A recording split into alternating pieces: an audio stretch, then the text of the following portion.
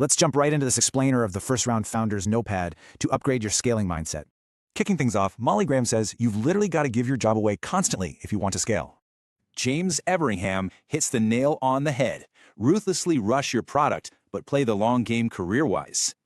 Alexis Ohanian asks, is it worth it? If you aren't coding or getting users, you must question everything. Okay, moving on to chapter 2, speed and prioritization. Let's look at how moving fast actually fuels execution. Dave Girouard points out that simply asking, why can't this be done sooner, will radically accelerate your entire team. But honestly, Jaleh Razai notes that all that speed is totally useless if you don't prioritize what's actually important. Fiji Zemo says true focus isn't charging blindly. It's carefully and incrementally turning the rudder on your project.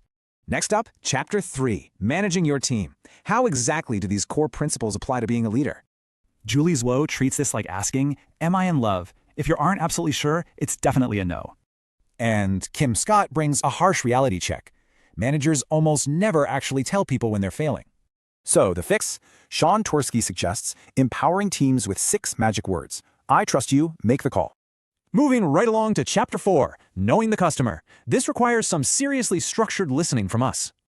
Christina Cassiapo believes you only truly understand the customer when you can predict 75% of what they'll say. Rick Song pushes it further. Interrogating exactly why a customer would reject your product is the much better question.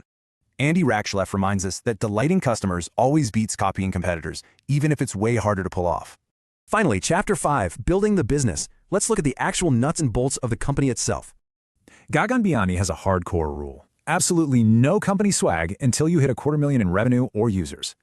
For resourcing, Lenny Rachinsky notes that bold ideas actually require uncomfortably bold resourcing if you want them to succeed.